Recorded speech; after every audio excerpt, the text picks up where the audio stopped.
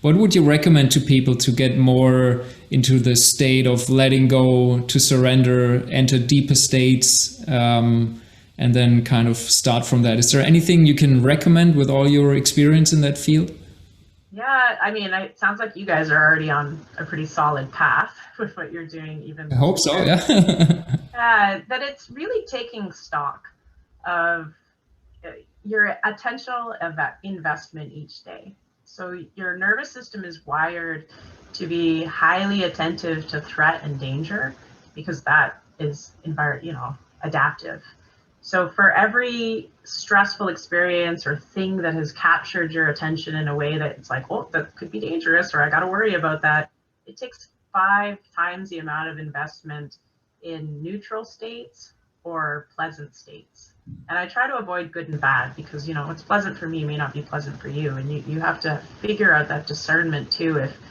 If discomfort, which I know you guys like to push, is actually growth, or if that discomfort is you're crossing your boundaries.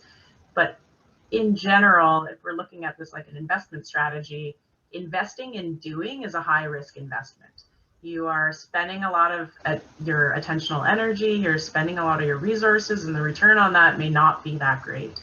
So we want to put about 30% of our investment of our attention there, and 70% of the rest of the time should be in nourishing and steeping in sensations that are neutral or moving into pleasant. And so with clients, I'll say, right now, my desk is neutral.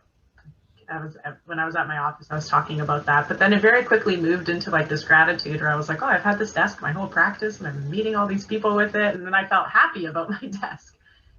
But I think if you guys did the loving kindness practice, it's not the doing of the practice, it's the steeping and the sensation and the embodied experience that is coming from the practice that makes up that other 70%. So if you catch yourself in a place where your mind is leading and there's a lot of worry and there's a lot of racing, you're doing, and you're that investment strategy over time is going to take away from your being. And it's your relationship to these three that matters. So in any given moment to just pause and say, how am I relating to these three?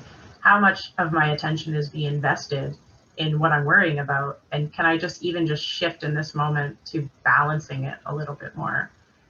And if you can do that with all the things you do, you're more likely to get more out of them in general.